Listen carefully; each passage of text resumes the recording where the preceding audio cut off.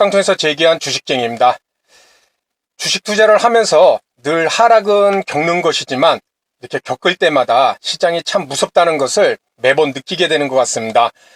오늘은 우리가 시장을 바라볼 때 이 간단한 기준 하나 가지고 우리가 시장에서 얼마만큼 다른 전략을 가져야 되는지 매우 중요한 그 내용에 대해서 말씀을 드리도록 하겠습니다.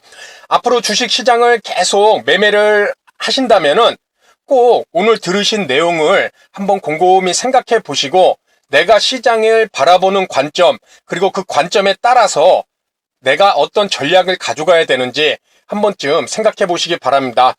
먼저 우리 코스피는 0.95%, 코스닥은 2.46% 하락 마감을 하였습니다. 실질적으로 오늘도 상당히 지금 최근에 이 3월 달에 대폭락 이후 이 상한가 개수가 오늘 3개밖에 나오지가 않았습니다. 제가 시장을 체크를 했을 때 거의 가장 적게 나온 날이 아닐까. 최근에 상한가가 3개밖에 안 나온 날, 그리고 뭐 5% 이상 상승한 종목 개수 불과 60개밖에 되지가 않습니다. 뭐 거의 한 3% 정도, 전체 종목 수에서 100종목 중에 한 3종목 정도만 5% 이상 상승이 나왔고, 뭐 3% 이상 상승이 나온 종목 100종목밖에 되지 않습니다. 거의 전체 종목 수에서 한 100개 종목 중에 4종목 정도, 한 4% 정도, 이 정도밖에 되지 않는 시장이 상당히 약한 흐름을, 그리고 지수도 그렇지만 종목들도 이런 날 뭐 상한가 나오는 그런 테마주들도 있어야 되는데 그러한 종목들도 눈에 띄지 않는, 그렇게 매우 쉽지 않은 그런 시장의 모습이었습니다. 아무래도 우리가 주가지수를 보다 보면은 종목이든 지수든 우리가 이 차트를 많이 보게 되잖아요. 그렇죠? 가만히 생각해 보면 이 이평선이라는 것 참 아무것도 아닙니다. 그렇죠? 5일 이평선은 캔들의 5일 동안의 종가의 평균, 그렇죠? 그거를 선으로 연결한 거. 20일 이평선은 20일 동안의 종가를 더해서 나누기 20, 그 평균을 연결한 것일 뿐입니다.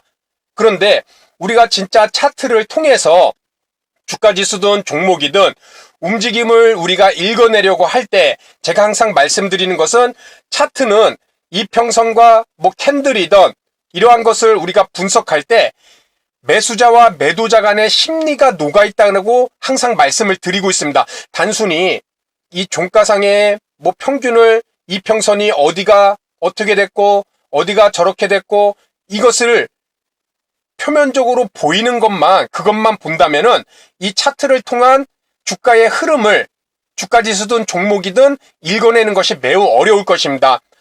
결국 차트라는 것이 만들어지는 것은 이 캔들이든 이평선이든 이것은 시장 참여자들의 심리가 녹아있다고 항상 강조드리잖아요. 그렇죠? 5일 이평선만 하더라도 왜 여기서는 이렇게 저항이 될 것인가? 그렇죠? 그리고 60일 이평선에서 하락하던 주가가 60일 이평선에서는 이렇게 왜 지지가 될 것인가?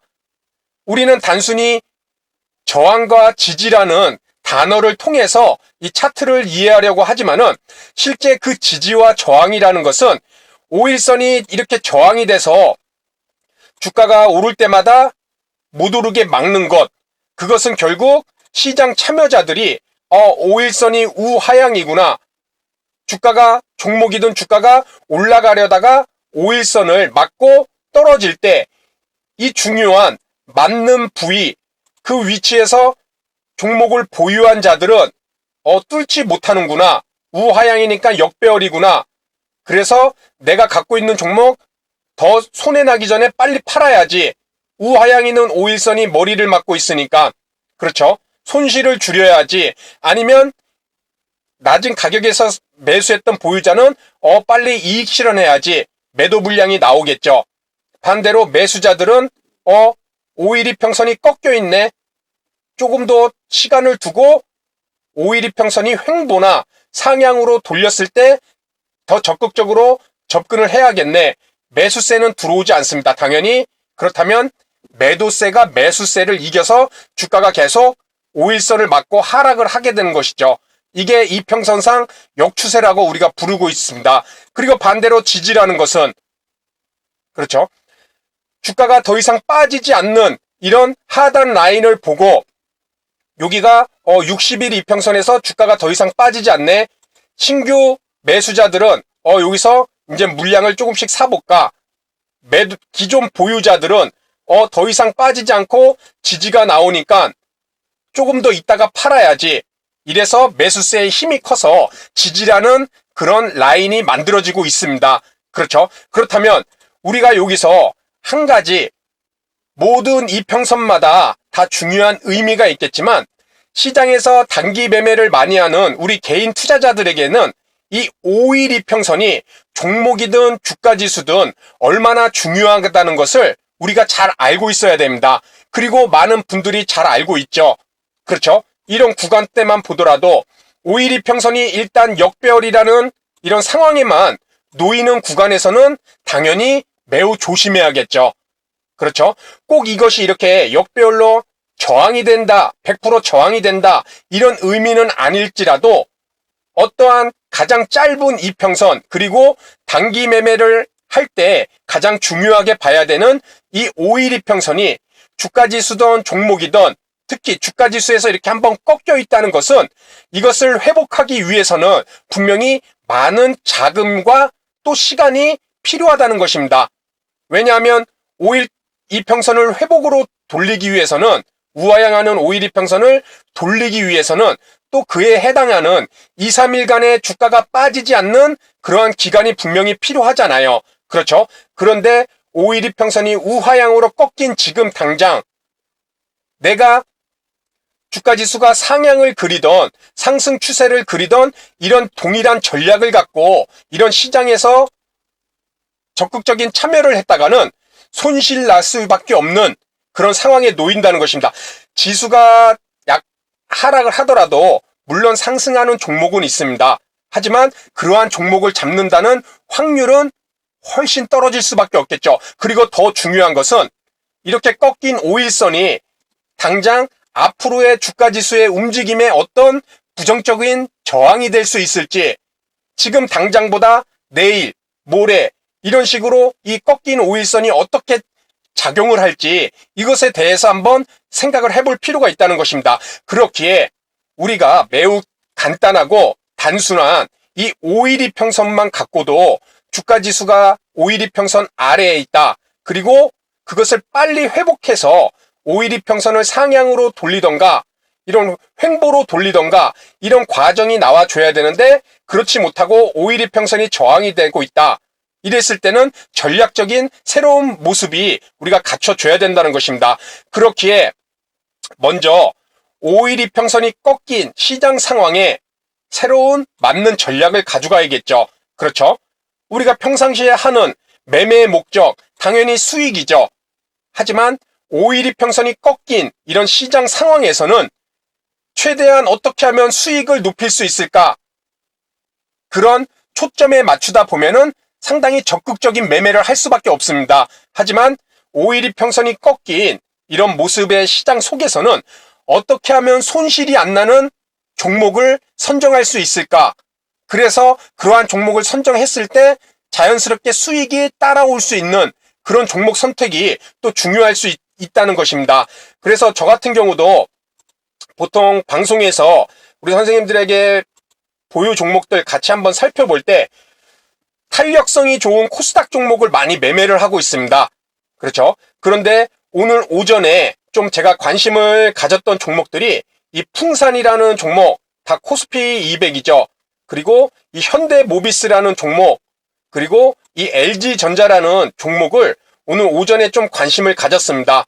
뭐 풍산 같은 경우도 일봉상에서 뭐 541선을 지지를 하고 5일선을 타고 오늘 장 초반에 양봉의 모습이 나와서 한번 이 전고점을 돌파하는 움직임도 나와줄 수 있지 않을까. 그렇죠? 이런 전고점 라인대를 돌파하는 움직임도 나올 수 있지 않을까. 하지만 지수 흐름과 함께 좀 밀려버린 상황이고, 일단 월봉에서도 박스권 이 하단 라인을, 그렇죠, 이 장기간의 박스권 저점 라인을 돌파하는 이런 양봉의 모습이 이번 달에 9월 달에 나왔잖아요. 지금 20월선도 뛰어넘고 이제 저항이 되는 30월선이 지금 계속 저항이 돼서 오늘도 이렇게 머리를 맞고 거의 이렇게 저항이 된 모습이 나왔습니다.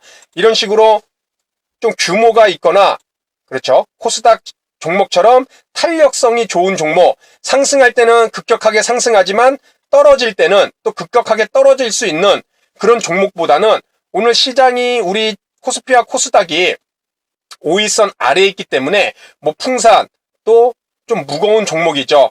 현대모비스, 이런 종목도 접근했던 것이 이런 전고점 라인대, 이 라인대를 또 돌파하는 움직임이 나오지 않을까. 오전장에는 좋은 모습이 나왔지만 지수 하락과 함께 또 밀려버렸죠. 뭐 LG전자도 좀 무거운 종목이죠. 그렇죠. 그래서 이렇게 코스닥 종목보다는 오늘 시장이 좀 어찌 보면은 5일선 아래서 이렇게 시장의 흐름이, 약세의 흐름도 분명히 나올 수 있는 상황이기 때문에 좀 대형주 중심, 그래서 큰 수익보다는 좀 손실이 적을 수 있는 변동성이 작은 종목에 좀 관심을 가졌습니다. 이런 식으로 시장이 5일선에 꺾인 상황에서는 좀 이렇게 매매 목적 자체가 큰 수익을, 적극적인 매매보다는 어떻게 하면 손실을 최소화할 수 있는 그런 종목에 접근할 수 있는 그런 전략적인 변경이 또 필요할 것이고, 두 번째는 매매 형태입니다. 상승 추세를 만드는 이런 시장 속에서는 뭐 중기 투자든, 그렇죠, 뭐 스윙 투자든 다 잘 먹힙니다. 모든 매매가 단타든 다 잘 먹힙니다. 그런데 5일선이 꺾인 이런 시장 속에서는, 그렇죠, 지금도 5일선이 헤딩을 하고 21선에서 걸쳐 있는 모습, 이런 시장에서 내가 과연 며칠 동안 보유를 하는 그런 스윙 투자를 했을 때 과연 내가 이 위험 관리가 될 수 있는 지금 지수의 상황인가? 이럴 때는 방망이를 짧게 잡을 수밖에 없겠죠. 그렇죠? 이런 식으로 5일선이 꺾인, 우하향 꺾인 시장에서는 매매 형태, 보유 기간도 달리 가져갈 수밖에 없다는 것입니다. 또 하나, 자금의 투입 규모. 아니, 그렇다면 5일선이 꺾였을 때는 매매하지 말라는 것인가? 아니겠죠. 좋은 종목이 있으면 매매도 할 수 있겠죠. 다만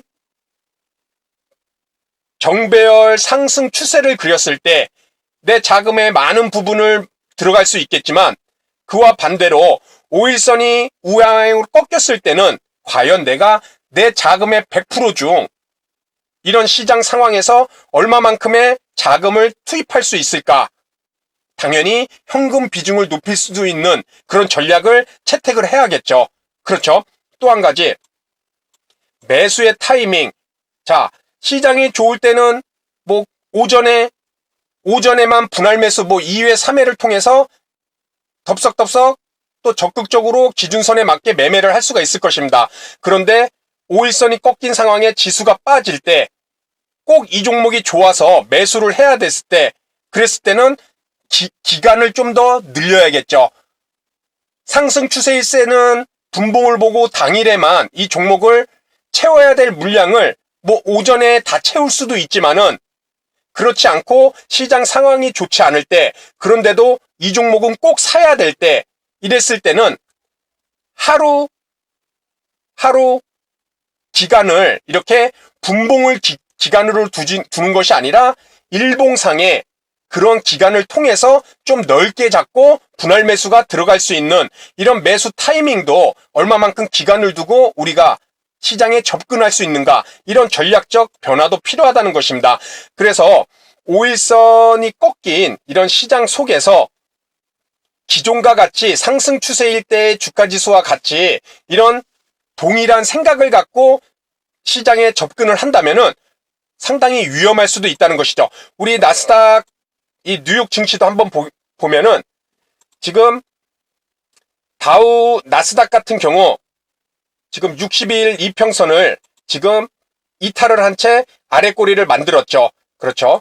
이 전고점 라인대를 지금 지지 삼아, 그렇죠, 이렇게 전고점 라인대를 지지 삼아 60일 이평선을 회복은 하지 못하고 아래 꼬리를 만들고 마감을 하였습니다.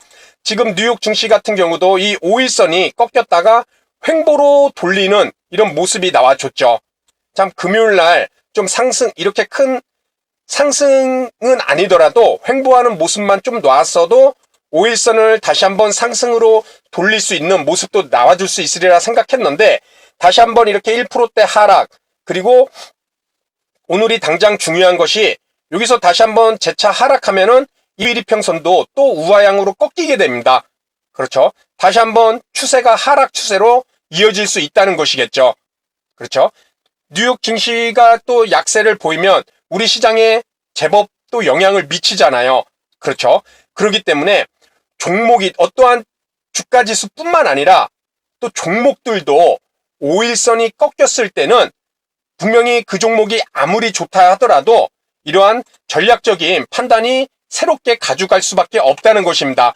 똑같이 아무 때나 시장 상황이 상승 추세인지 아니면 하락으로 단기 하락이라든지 이런 다른 상황에서 똑같은 전략을 가져갔다가는 어렵게 얻은 수익, 조금씩 만든 수익 단 2, 3일 만에 순식간에 다 토해낼 수도 있고 오히려 거기서 또 정신적으로 멘탈 붕괴가 온다면 손실을 만회하려다가 오히려 더 큰 손실을 입어서 짧은 기간에 상당히 큰 피해를 입을 수밖에 없다는 것입니다. 그렇기에 5일선이 꺾인 시장이라고 무조건 매매를 하지 말라는 것은 아니라 이런 전략의 변화가 반드시 필요하다. 자금의 투입 규모, 매수 타이밍의 기간, 매수 형태, 매수했다면 그것을 얼마만큼 길게 짧게 보유할 수 있을 것인가, 이러한 것들을 스스로가 판단하고, 또 시장은 언제든지 열립니다. 우리는 확률 높은 자리에서 보다 더 적극적인 매매를 하면 되는 것이고, 확률이 낮은 자리에서는 시장을 이기려 하지 말고 두려워하는, 내일 당장 지수가 오를 수도 있지 않느냐. 맞습니다. 어떤 누가 주가 지수가 100% 이럴 것이라고는 확신할 수 없잖아요. 하지만 지금 상황에서 시장이 보여주는 그 모습 자체를 우리가 이 꺾인 5일선을 갖고 읽고, 그리고 그 꺾인 5일선이 아직 회복이 되지 않는다면 매우 중요하게, 그리고 매우 조심스러운 이런 매매 전략을 꼭 갖고 갈 수밖에 없다는 것입니다. 이래야 시장에서 조정이 나올 때 우리가 살아남을 수 있을 것이고, 다시금 시장이 좋아지는 모습이 나올 때 5일선도 회복하고, 이럴 때 또 다시 수익을 늘리가는 이런 시장의 파도를 우리가 얼마만큼 잘 타느냐가 종목에 선정하는 것 그 이상만큼 중요한 것이 아닐까, 이런 생각을 해봅니다. 그래서 오늘 내용은 여기서 마치도록 하고요. 시장은 항상 열리니까 조금은 느긋하게, 내일 당장 상승할지 모른다고 미리 종목을 담아놓지 마시고 확인하고 매매해도 늦지 않으리라 생각됩니다. 그래서 오늘 내용은 여기서 마치도록 하고 다음 시간에도 좋은 내용으로 인사를 드리도록 하겠습니다. 감사합니다.